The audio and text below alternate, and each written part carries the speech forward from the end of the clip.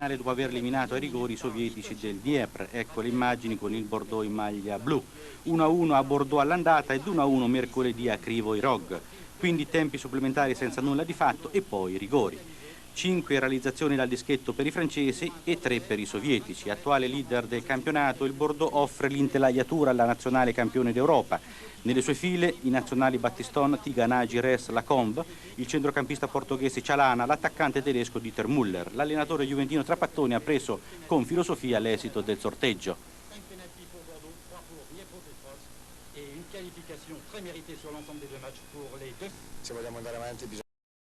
Michal en tête et elle aussi bien placée.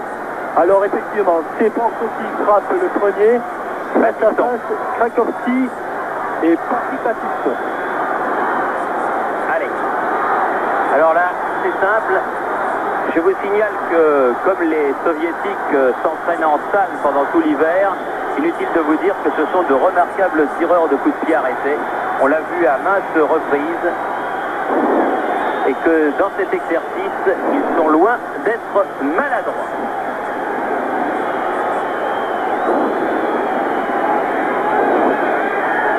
Patrick Battiston face à Sergei Krakowski.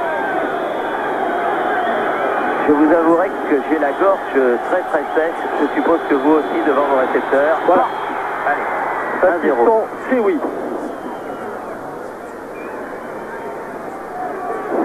Battiston donc 1-0.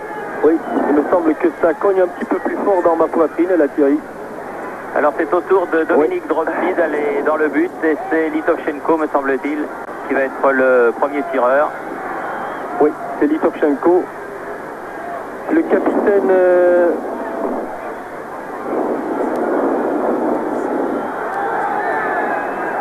Litovchenko face à Dominique Dropsy. Le poteau. Le poteau. Et il ne l'a pas fait retirer, bien que Dominique se soit un petit peu bougé. Mais c'est bien joué de toute façon. Je crois que c'est lui qui l'a poussé sur le poteau. Sur le poteau, je crois que c'est Dominique qui l'a mis sur le poteau, Dominique Dropsy. Et maintenant, Giresse. L'autre capitaine, Giresse. Oh là, ça doit cogner dans les cœurs des supporters bordelais, aussi fort si ce n'est plus fort que chez nous. Allez, allez. Allez, mon petit Gigi. C'est pas le moment de mollir. Ah non, là, si se met là, Krakowski, c'est pas joué sur la ligne des 5,50 m. Voilà. Alain Giresse. Pas pris à contre-pied. Allez, 2-0. Il suffit de les mettre. Ils en ont raté un. Oui. C'est Lysenko, l'auteur du but, qui va en courant, en trottinant. À la limite, on peut se désintéresser de celui-là. Pas quoi que s'ils en ratent deux, ce serait mieux. Hein. Oui, on serait plus vite parti. Hein. Et en plus, on a un avion à prendre. Lysenko face à Dropsy.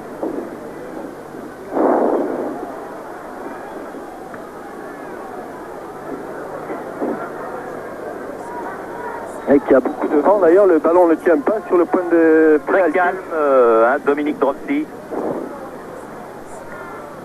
Portait beaucoup de sérénité à cette défense bordelaise. Pris à contre-pied, oui. À contre-pied. Lysenko, c'est oui.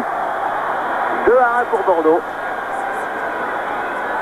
Qui a précisé, Thierry, que contrairement à ce qui a été dit, je crois que c'était sur une autre chaîne, le point de pénalty n'est pas à 9,15 m de la ligne de but, mais à 11 mètres. Et c'est Bernard Lacombe qui se rapproche de ce point des 11 mètres. Bernard Lacombe, meilleur buteur français de tous les temps. Face à Sergei Krakowski. J'imagine que dans toutes les maisons de Gironde... Voilà, et ce pénalty, il était pour son fils Sébastien. Voilà. Dans toutes les maisons de Gironde, on se croise les doigts, de Gironde et d'ailleurs du reste, puisque les Bordelais sont champions de France. C'est, me semble-t-il, le numéro 12 de Kuznetsov qui vient à son tour tirer son pénalty. Kuznetsov. C'est le tournant, je crois. C'est le tournant. Ah, s'il avait la bonne idée. Entrée en cours de match. Allez Dominique, il faut choisir le bon côté. Ouais, il avait pris, mais au-dessus. 3-2, toujours pour Bordeaux. C'est au tour de Léonard Specht maintenant. Léonard Specht.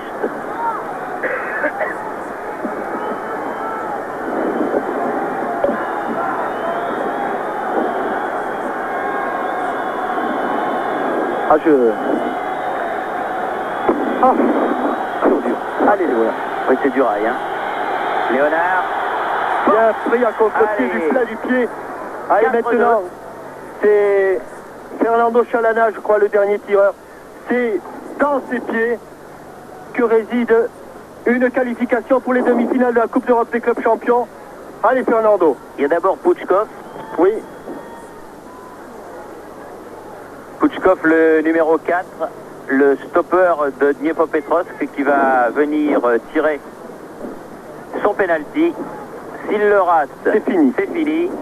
S'il le réussit, il faut attendre Chalana. C'est simple, hein.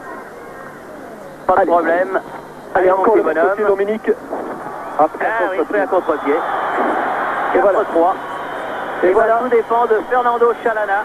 Il est ici 21h26, donc 2 heures de moins à Paris. Et à cette heure précise, une qualification pour la demi-finale d'une Coupe d'Europe des clubs champions se joue ici à Krivoy Rog. Sur un penalty, un coup de pied au but de Fernando Chalana. Il a à toute sa tête, du moins je l'espère pour lui, et qui en a un coup de pied d'un point blanc situé à 11 mètres du but peut justifier, n'est-ce pas, mon cher Jean-Michel, une bonne partie de son transfert. Hein. Je regarde pas. Si, ben moi je regarde. Allez, Fernando. Bravo mon petit bonhomme. C'est fait. Les Girondins de Bordeaux sont en demi-finale de la Coupe d'Europe. Il l'a frappé du pied droit, Thierry. C'est absolument... Lui, le gaucher, il a frappé. Il a eu le culot de frapper ce pénalty du pied droit et de le mettre sous la transversale de Krakowski. Jean Barfouille. Il est évident que nous n'avons pas fait le déplacement pour rien. Aimé Jacquet et tous les joueurs sont au milieu de la surface de réparation. Formidable exploit des Girondins. Oui. Il avait déjà prouvé à Bucarest et à Bilbao qui pouvait jouer à l'extérieur. Oui, mais qu'il a vraiment réussi un coup fantastique. Eh bien écoutez, c'est sur ces images de joie donc des Girondins de Bordeaux qualifiés